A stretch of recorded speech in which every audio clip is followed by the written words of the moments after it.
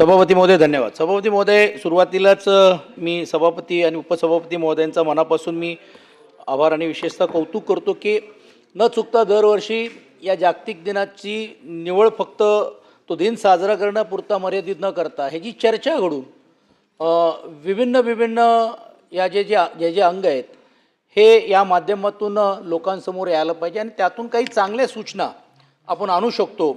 त्या दृष्टिकोनातून ही चर्चा घडवण्याचा एक त्यांचा अभिनव प्रयत्न असतो आणि त्याचा एक भाग म्हणूनच अनेक सदस्यांनी देखील यामध्ये आपला मोठ्या प्रमाणावरती योगदान दिलेलं आहे. खरं तर महिला दिन म्हटलं तर माया, त्याग, जिद्द आणि सामर्थ्याची मूर्तिमंत असलेला एक व्यक्तिमत्वाचा आपण गौरव करणारा आजचा हा दिवस आणि तो दिवस आपण जरी साजरा करत असतो तरी देखील रोजच्या जीवनामध्ये आपण कशा त्याच्यात आपण त्याला सक्षमीकरण करून साजरा करू शकतो हा बघण्याचा सभापती महोदय हा दृष्टिकोन असला पाहिजे.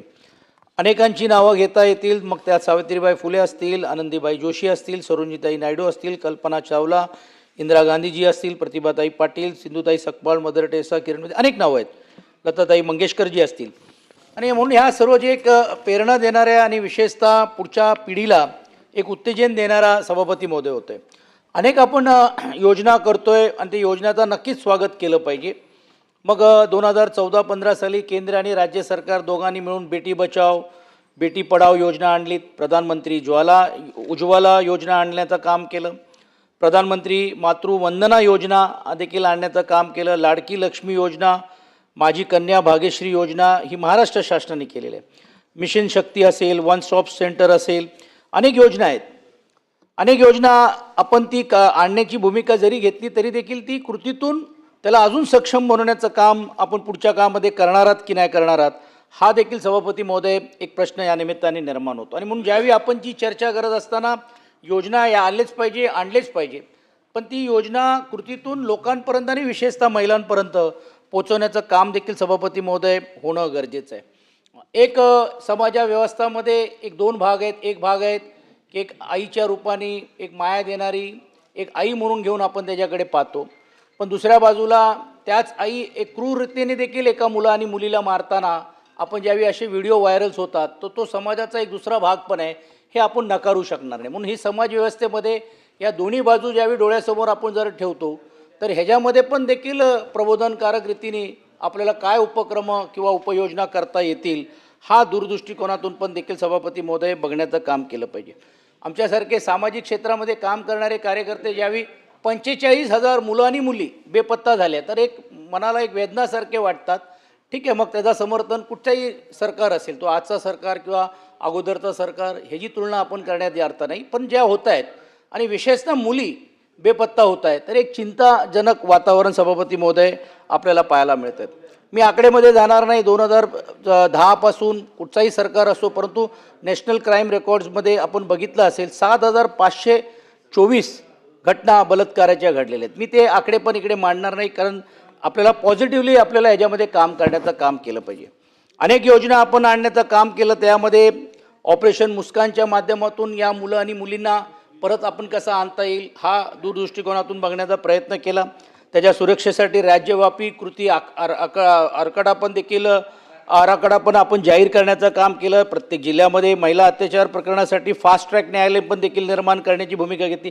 असं असलं सभापती महोदय तरी देखील अजून ह्याच्यामध्ये या गोष्टी जे समाजामध्ये होत आहेत त्याला आळा घालण्यासाठी पण देखील लोकप्रतिनिधी नात्याने आणि शासन म्हणून मला असं वाटते आपण सर्वांनीच एकत्रित राहण्याचं काम केलं पाहिजे. एक गोष्ट नक्की मला आवर्जून सांगावं लागेल की समतेच्या माध्यमातून प्रत्येक स्तराला मध्ये आमच्या महिला जी सक्षम होताना आपल्याला पाहायला मिळालेले आहेत. मग आंतरराष्ट्रीय स्तरावरची असेल, राज्य स्तरावरची असेल, IT सेक्टरमध्ये असेल, परंतु आता मी जे बघतोय की नवीन होऊन जे पद्धतीमध्ये पण देखील आता कामगार क्षेत्रामध्ये पण देखील जे काम पुरुषांनी केलं पाहिजे त्याहीपेक्षा कुशल रीतीने काम करण्याचं काम सभापती महोदय या महिला पण करताना आपल्याला पाहायला मिळतं. मी एक उदाहरण देतो की चाकणसारख्या महिंद्रा कंपनीमध्ये जिकडे 2,500 कामगार काम करत होते, आता तिकडे EV व्हेकल इलेक्ट्रिकल देखील कंपनी इकडे आलेली आहे. आज 2,500 पुरुष काम करत होते, सभापती महोदय डायरेक्ट इनडायरेक्टली म्हणून आज 4,000पेक्षा जास्त आमच्या मुली आणि भगिनी हे आज तिकडे काम करत आहेत. आणि ज्यावेळी व्यवस्थापनाशी आम्ही चर्चा करतो त्या व्यवस्थापनात हे म्हणणं असतो की मुलांपेक्षा पण देखील शिस्तीमध्ये काम करणारे जर कोण असतील तर ते मुली कामगार आहेत. म्हणजे एक नवीन पिढी जी आता आपल्याला यायला पाहायला मिळते ते या प्रक्रियेमध्ये पण देखील कुठे मागे राहता कामा नाही, या दृष्टिकोनातून पण देखील ते काम करण्याचा प्रयत्न करत आहेत. सभापती महोदय, या अनुशासनाने आजही अंगणवाडीचे लोक का आंदोलन करत आहेत ह्याची चिंता आपल्याला केली पाहिजे. त्याच्यावरती ती वेळ काय येते ती येऊच नाही. कोळी बांधव मोठ्या प्रमाणावरती ज्या आमच्या भगिनी आहेत त्या मुंबई असेल महाराष्ट्रामध्ये असेल त्यांचा मूलभूत असलेला जो व्यवसाय आज काही जर मिळत नसेल तर देखील तो व्यवसायामध्ये असतो, पण त्यांचेच एकंदरीत कोळीवाडे उद्ध्वस्त होत असताना त्याला आपण कसं संरक्षण देऊन त्यांना आपण कसं शाबूत ठेवता येईल सभापतीमध्ये हे बघायला पाहिजे. ऊस तोड आमच्या ज्या महिला भगिनी आहेत ते आपल्या समाज व्यवस्थेमध्ये पुढे येताना आपल्याला पाहायला मिळतच नाही, संघटित होतानाच आपल्याला पाहायला मिळत नाही. त्यांच्याही देखील व्यथा सभापती महोदय कुठेतरी आपण पुढच्या काळामध्ये घेतलं पाहिजे. जो सर्वात मोठा महत्त्वाचा घटक आहे घरेलू कामगार. घरेलू कामगारमध्ये जे आमच्या महिला भगिनी आहे त्याला तो त्याच्या मालकाच्या आधारावरती, त्याला कुठचा नियम नाही, कुठचा कायदा नाही, कुठच्याही प्रकारे त्याला सवलती नाही आणि वर्षानुवर्ष काम केल्यानंतर पण देखील त्यांना ही शाश्वती नाही आहे की मी एवढी वर्ष काम केल्यानंतर मला माझा मालक असेल किंवा घरातला जो असेल तो काहीतरी त्याच्यामध्ये अर्थसहाय्य करेल किंवा मदत करेल. अशाही या वर्गाकडे मला असं वाटते सभापती महोदय त्याची चिंता करणं किंवा त्याच्याबद्दल पण देखील कुठच्या पद्धतीने धोरण आणणं हे आपण आपलं काम केलं पाहिजे. परिचारकांच्या अनेक समस्या अनेक प्रश्न या निमित्ताने निर्माण झालेले आहे. आता फेरीवाल्यांवरती आपण कारवाई करण्याचा प्रयत्न करतात, पण ती जी भगिनी जी भाजी विकते, ती जी भगिनी जी फुलं हारं विकतायत, अशा काही जे घटकं महिला जे आहेत ते कुटुंबाला आधार देण्यासाठी जर ते शिक्षित नसतील किंवा शिक्षिले असले पण देखील लोक असतील कुठेतरी त्यांना आधार देण्याचं काम करत असतील तर मला असं वाटते आपण त्यांना एका वेगळ्या नजरेतून बघून घेऊन त्यालाही देखील कुठेतरी आपण आधार देण्याचं काम केलं पाहिजे. कारण ते हात कुठच्या तरी समाजासाठी योग्य रीतीने वापरण्याचा प्रयत्न ज्यावेळी होत असताना ते देखील व्हायला पाहिजे अशी मी अपेक्षा या निमित्ताने व्यक्त करतो. शेवटी सभापती महोदय, मतिमंद मुलांच्या बाबतीत पण देखील मी एकदा याच सभागृहामध्ये बोललो होतो की मतिमंद मुलं जी असतात त्यांना शिकवणारे टीचरची खूप मोठ्या प्रमाणावरती या राज्यामध्ये कमतरता आहे. अनेक असे जे आहेत जे मुलं असतील किंवा मुली विशेषतः शिक्षिका जे असतील ह्यांचा एवढा डिमांड आहे की ते परराष्ट्रामध्ये जातात, म्हणजे UAE सारख्या देशामध्ये किंवा अन्य देशांमध्ये ते, कारण त्या भाज्यामध्ये काम करणारी शिक्षिकाच आपल्याला मिळत नाही.